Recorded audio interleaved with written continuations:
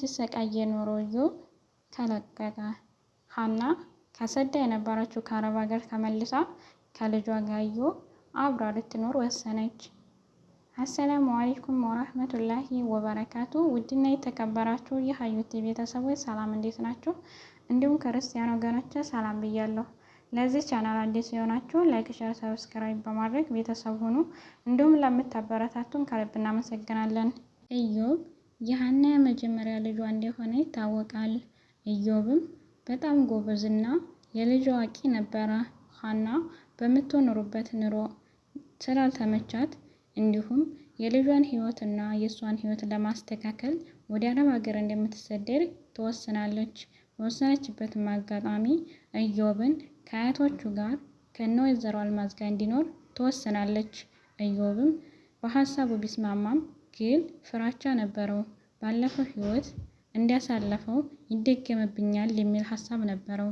ይህንን የሚጨነቅበትና የሚያስብበትን ስቃይ ለእናቱም ለሀና ሲነግራት ምንም ችግር የለ ልጄ አብሽር፣ ባለፈው ነገር ስለነገርኳቸው ምንም አያደርጉህም፣ ከእንግዲህ ወደ ማንም አይነካህም፣ እኔም እንደፊቱ አልቆይም እመለሳለሁ ትልና በሀሳቧ ይስማማል። እሷም ተነስታ ወደ አረብ ሀገር እንደተሰደደች ኢዮብ ከአያቶቹ ጋር ከነ ወይዘሮ አልማዝ ጋር መኖር ይጀምራል። በሚኖርበትም አጋጣሚ አባቱ ሳሙኤል ሌላ ፍቅረኛ ወይም ሚስት እንዳገባና እንደያዘ ይታወቃል። ግን እሱን ለማሰቃየትና ተናቱ የሆነ ብር ለመቀበል ይፈልጋሉ። ሳሙኤል ከፍቅረኛው ጋር ወይም ከኢዮብ እንጀራ እናት ጋር ይመክርና በአረብ ሀገር ለፍታ ያመጣችውን ገንዘብ የሀናን ለመቀበል ምክር ይመክራሉ።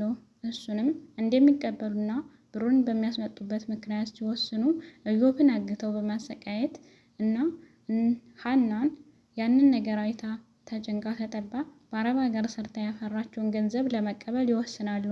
ይህንንም ነገር እንዲያወሩትና እንዲወሰኑት ተገበሩት።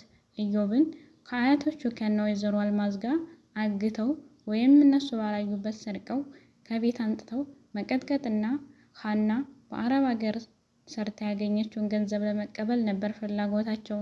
እሷም ልጇን አክባር ስታጣ በዛ አጋጣሚ ላይ አያታቸው ወይዘሮ አልማዝ በእንቅልፏ እንደተኛች እነሱ ሲወስዱትና ሲያግዱት አላየችም ነበረ። በዛም አጋጣሚ ልጁ ተጠፍቶ ኢዮብ ብትለውም ከቤት ውስጥ እንደሌለና እንደጠፋ ታውቃለች። በምፈልግበትም አጋጣሚ ስታጣ ሀናም በአረብ ሀገር ብትሰራም ግን የልጇን ስቃይ በህልም መስሎ ይታያታል። ትደውላለች እናቷ ጋር።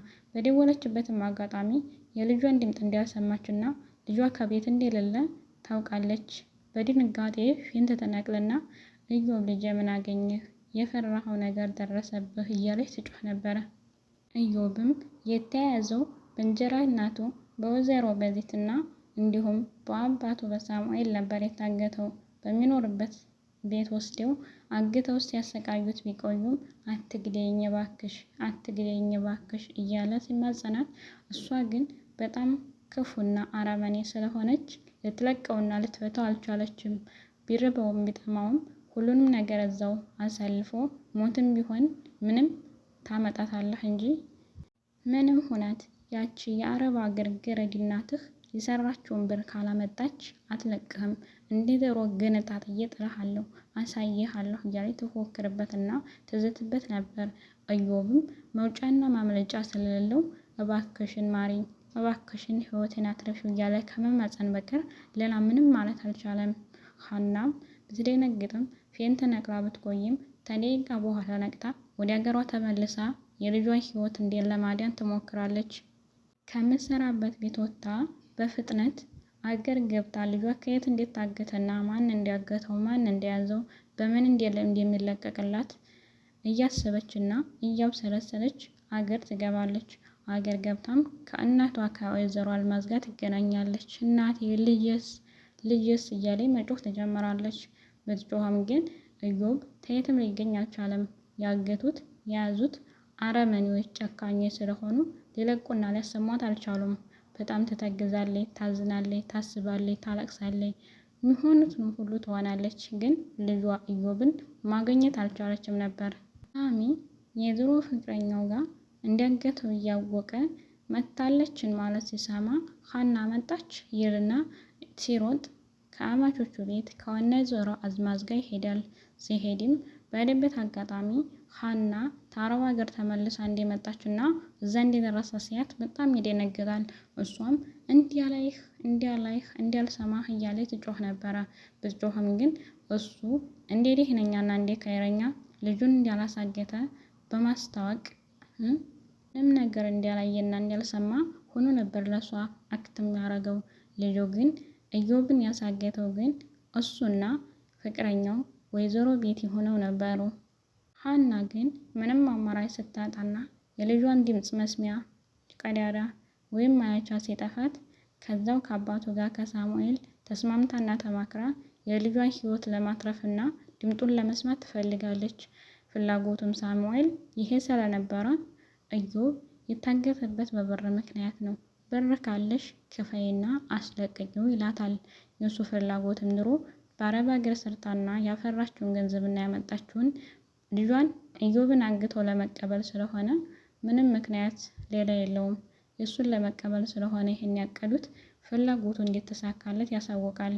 ግን የልጇን መለቀቅና ድምፅ መስማት እንጂ የእሱን ምክር እዛ መክሮ እንዲያሳግተውና በልጁ ጭካኔ እያደርስበት አብራ ስላላሰበች እሺ ብሩን እከፍላለሁ ያለኝን ግን የለኝም ያለኝን ከፍዬ የልጄን ሕይወት እንድታተርፉልኝ እፈልጋለሁ ተየትም ገብታችሁ ትለዋለች።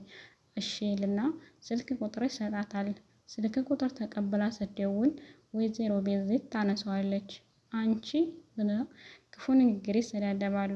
ከተሰዳደቡ በኋላ ብሩን አዘጋጀሽ ትታት የምን ብር ልጅሽን የምትወስዱ ብር ከከፈልሽ እንጂ ካልፈለግሽ የልጅሽን ሕይወት አታገኘውም።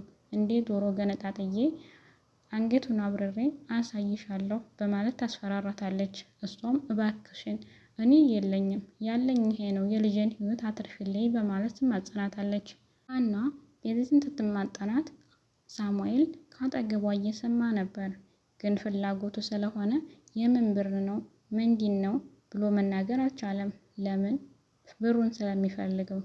ግን ይሄ የተፈለገው በልጁ ላይ ስቃይን ለማድረስ ሳይሆን አረብ ሀገር ሰርታ ያመጣችውንና የተገኘውን ያክል መቀበል ነው ፍላጎታቸው።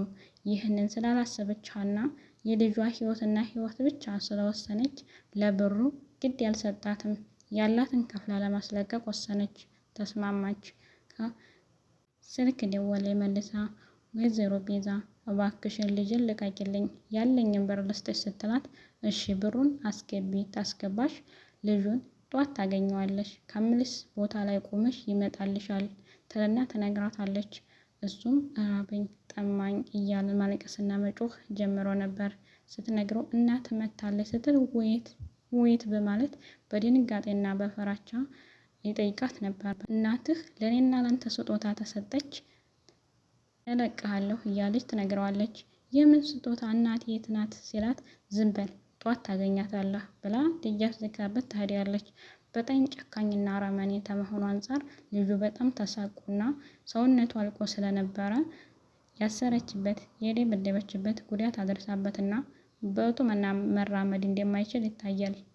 ቢሆንም ግን የእሱ ሕይወት ተተረፈ ምንም አይደል ሁሉም ነገር ያገግምና ወደ ቦታው እንደሚመለስ ተስፋ ታደርጋለች። እና የተባለችበትን ብር ከፍላ ልጇን ለማግኘት ወደ የተባለችበት ቦታ ታመራለች። በዛም አጋጣሚ ልጄ ከየት ነው የሚመጣው ትልና ቤዛዊትን ስታናግራት ጠብቂ ይመጣልሻል ትላታለች። ኢዮብም ከየት ቤት እንደወጣ ባይታወቅም ዞር ስትል ልጄ እያለች ስትናገር ይሰማትና ቆም ብሎ በማዳመጥ ይመጣል። ሲመጣም ስታየው ኢዮብ ልጄ ብላ በጣም ትጮህና ሩጣ ታቅፈዋለች። ስታየው አረማመድ እንደማይችል እግሩን እንዴት ታመመና እንደጎዳችው በጣም ጭካኔ ጥግ እንዳሳየችው ያስታውቃል። ቢሆንም በሕይወት ስለተረፈላትና ስላገኘችው በጣም ደስ ብሏታል። ኢዮብም ህልም ነው የሆነበት። ከዛ ከድብደባና ከስቃይ ከራብና ከጥማት ተርፎ ለእናቴ ጋር አገናኛለሁ ብሎ እንዳላሰበ እና እንዲያለመ ይታወቃል። ዛሬ ሀና ከአረብ ሀገር ተመልሳ እንዲያገኘችው ሲያውቅ በጣም ደስ ያለው ተደሰተ። ሀናም ከእንግዲህ ጥያት ሄድም ልጄ አይዞህ እያለች በማልቀስና በማቀፍ ትነግረዋለች። እሱም እሺ እናቴ እንዳትሄጂብኝ ይላታል። አሰላሙ አሌይኩም ወራህመቱላሂ ወበረካቱ። ውድ ቤተሰቦቼ መልካም ጊዜ መልሰን እስከ